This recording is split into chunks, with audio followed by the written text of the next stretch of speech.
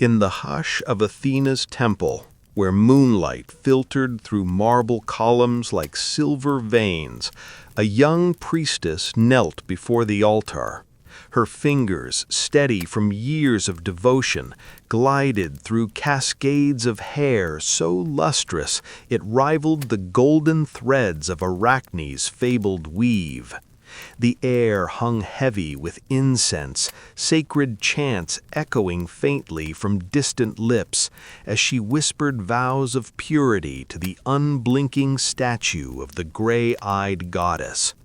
Footsteps approached, soft at first, then urgent like the tide devouring a shadowed shore. The temple doors groaned open, admitting a rush of salt-laced wind that snuffed half the torches in a single breath. She rose, heart quickening, her silhouette framed against the flickering light. From the gloom emerged a figure cloaked in sea foam and storm, his trident gleaming like a captured lightning bolt. Poseidon, earth-shaker, lord of the unyielding deep, fixed his gaze upon her with eyes that churned like abyssal currents. No words passed between them at first, only the inexorable pull of divine will. He moved with the inevitability of waves claiming a crumbling cliff, his hands claiming what devotion had guarded. She resisted, her cries swallowed by the roar of phantom tempests that rattled the sacred braziers.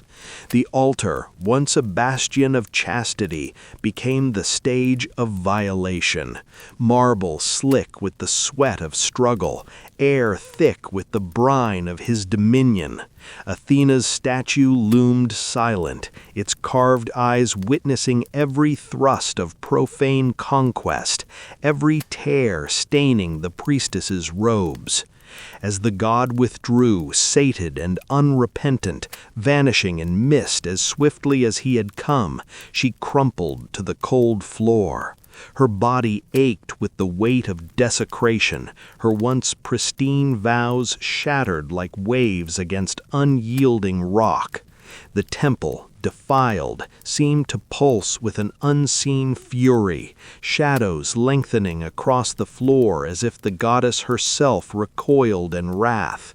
Medusa, for that was her name, whispered now in trembling silence, clutched her torn veil, unaware that the true storm had only begun to gather.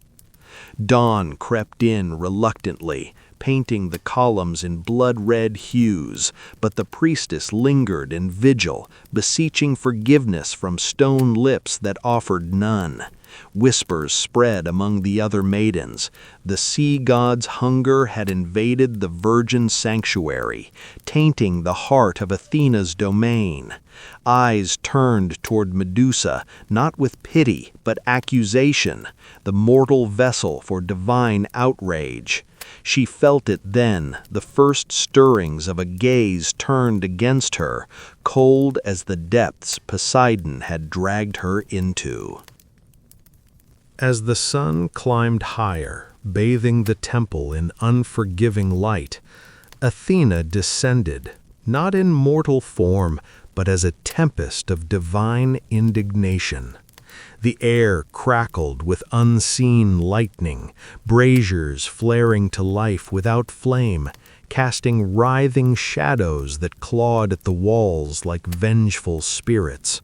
Medusa, still huddled by the altar, lifted her gaze to confront the goddess whose sanctity she had unwittingly shattered. Gray eyes, vast as storm clouds over the Aegean, fixed upon her with a fury that made the marble tremble beneath her knees.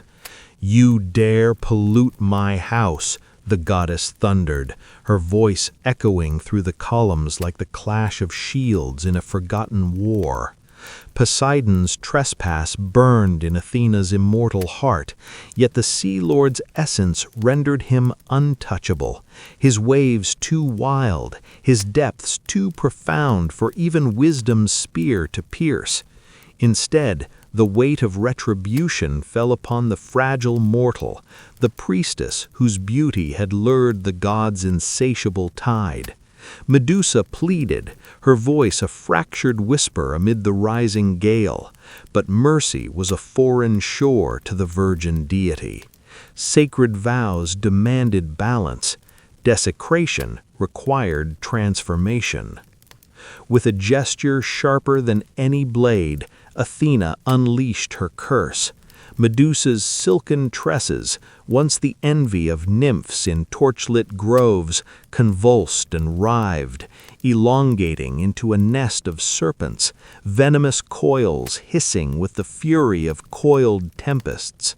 Each scale gleamed like polished obsidian, fangs dripping ichor that sizzled upon the stone floor. Her skin hardened to bronze, impervious to mortal touch, while her eyes ignited with petrifying fire, a gaze that seized the soul, turning flesh to unyielding rock in an instant of frozen horror.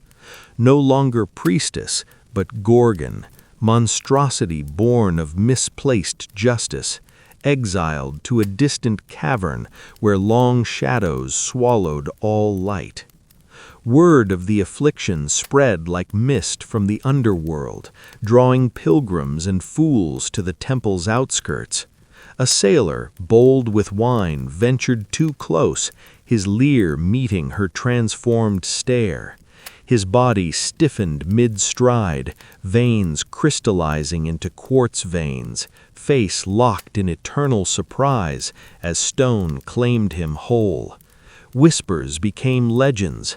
Men alone bore the curse's full weight, their desires petrified as punishment for the hubris that mirrored Poseidon's own.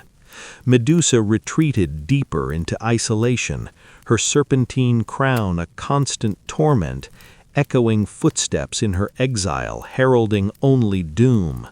The goddess's wrath had forged a weapon of irreversible peril, binding victim and avenger in chains of eternal enmity.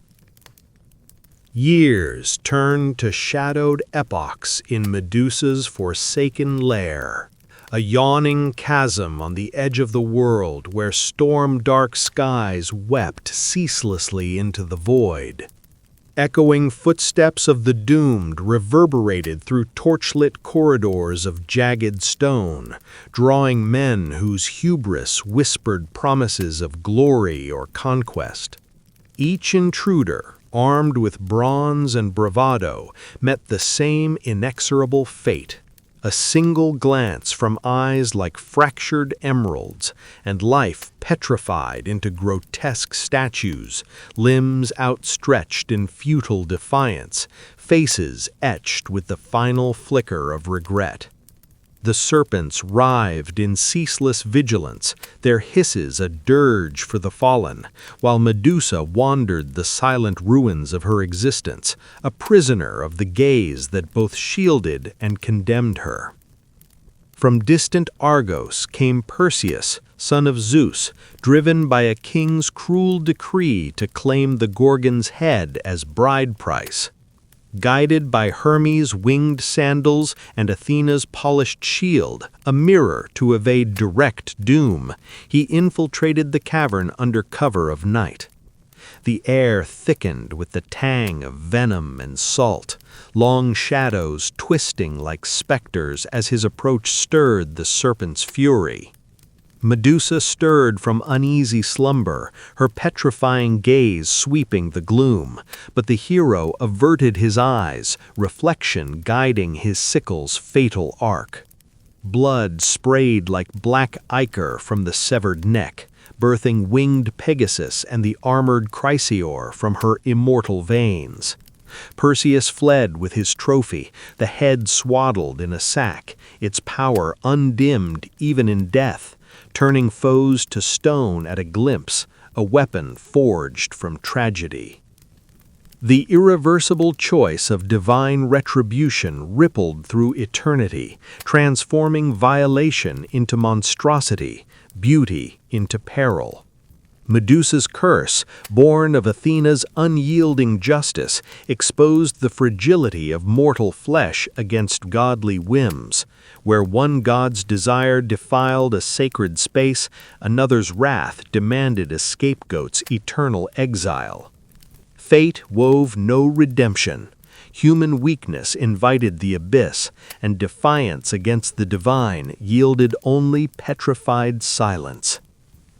In the end, her gaze lingers not as vengeance, but as a stark monument to misplaced blame.